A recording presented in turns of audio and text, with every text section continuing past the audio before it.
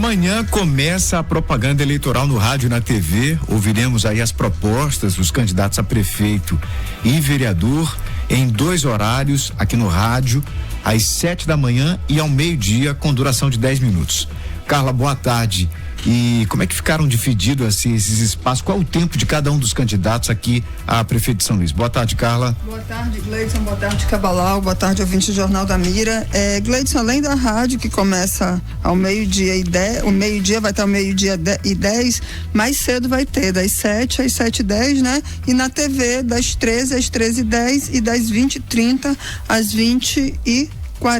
É isso. Isso no principal, porque fora isso, na programação, vão ter 70 minutos. Esses minutos vão ter em sessões de 30 segundos ou 60 segundos, conforme definiu o partido, e 40% desses 70 minutos tem que ser destinado aos candidatos a vereador e 60 minutos aos candidatos da majoritária, né? Candidatos a prefeito.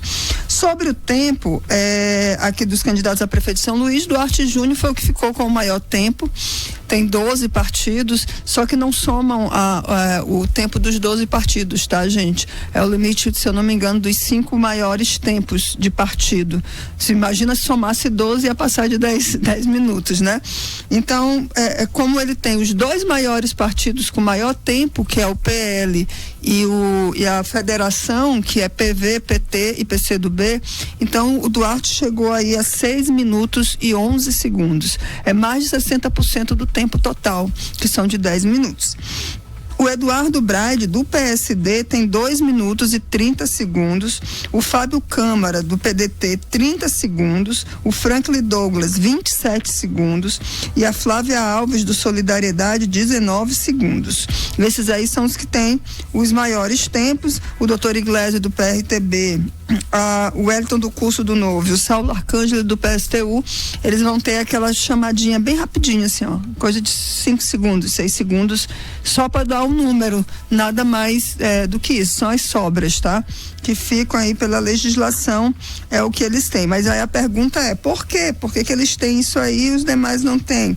Porque, gente, a divisão do tempo de televisão dá no mesmo sobre a divisão do fundo eleitoral e do fundo partidário. É de acordo com as bancadas da Câmara dos Deputados.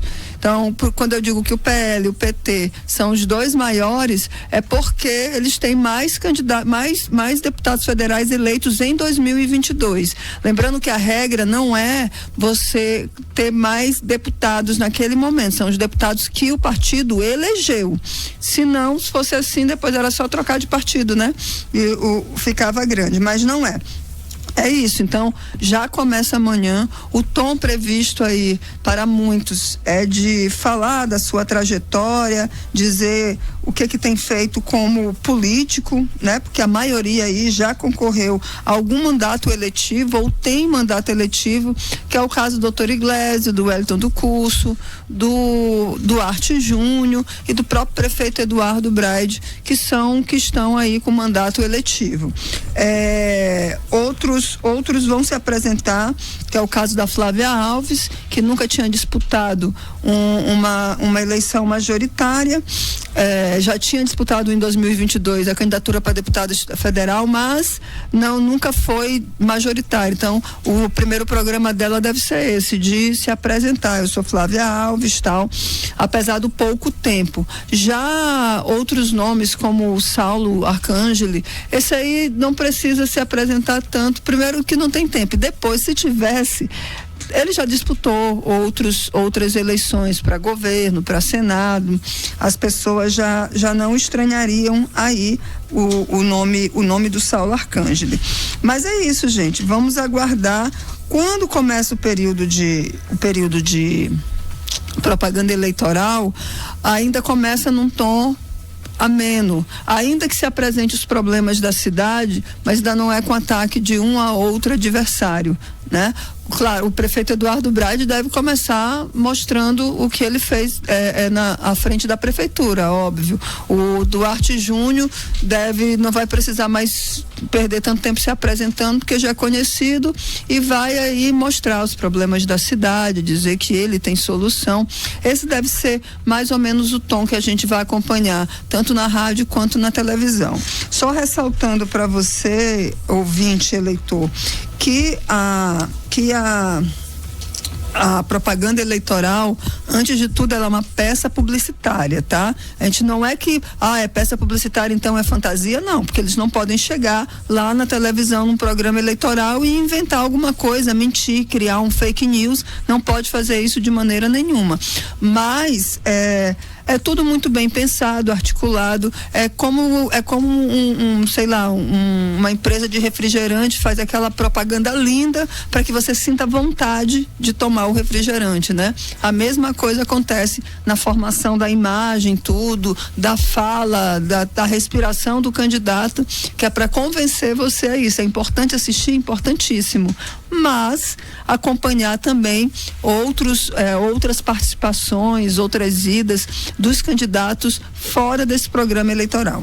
É por isso que o Grupo Mirante se preocupa muito com isso e dá espaço também para os candidatos que não têm esse tempo de televisão, para que possam expor suas ideias, mas também responder os questionamentos, né, feitos pelas equipes de jornalismo aqui dos veículos do Grupo Mirante. Agora vale ressaltar, né, Carla, que nós estamos aí na era da inteligência artificial, então os eleitores precisam estar atentos também para o uso da inteligência artificial. Existe uma regra do TSE que todo uso de inteligência artificial, seja para um jingle, uma imagem, uma foto, tem que estar esclarecido que está sendo usado para isso. Então o eleitor precisa ficar esperto, não ir acreditando em qualquer imagem que ele veja e atentar para essas informações. Mas antes mesmo que a campanha começasse, o Pardal temos. Já tem um monte de denúncias. Eu tenho os números aqui.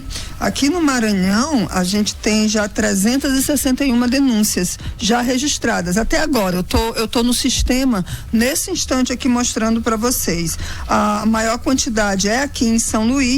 Em São Luís já foram feitas 185 denúncias, porque essas denúncias, elas não são do programa, quem está falando de programa eleitoral no rádio e televisão, é de toda a campanha eleitoral. Então, em São Luís, 185 denúncias já, Timon, que está bem aqui pertinho, 17 denúncias.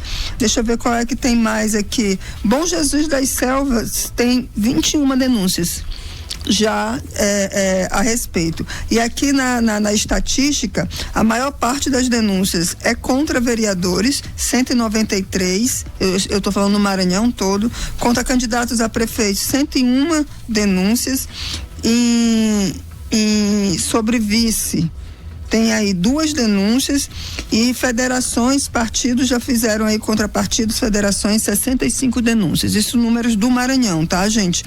É o que tem. Essas denúncias geralmente são por propaganda eleitoral irregular. Então é um cartaz que foi colocado no local errado, um som que está muito alto, um carro de som que está passando fora do horário, né, previsto, porque tem um horário, tem até os decibéis são definidos. O difícil é cumprir. Por isso que a Justiça Eleitoral criou esse Pardal desde 2012. O aplicativo da Justiça Eleitoral criou esse aplicativo justamente para que as pessoas façam a denúncia. E nesses casos específicos, como uma bandeira no lugar errado, um cartaz no lugar errado, ou então um comitê que foi feito e não está dentro dos padrões, a Justiça Eleitoral tem poder de polícia, chega lá e manda tirar. Não, pode tirar. E vai lá e tira. Assim dá para eles agirem melhor do que tentar fiscalizar em tudo quanto é lugar, né, a aplicação da lei, ver se os candidatos estão fazendo corretinho. Lembrando que você sim, eleitor, pode fazer e deve fazer essas denúncias, e elas devem estar acompanhadas de provas, se possível, para garantir, né? Isso, são fotos, vídeos, tudo isso, porque ajuda muito e facilita a ação da Justiça Eleitoral. Exatamente. Se você perceber aí algo irregular na campanha, na candidatura, não, na campanha de qualquer candidato, você pode ir lá e denunciar.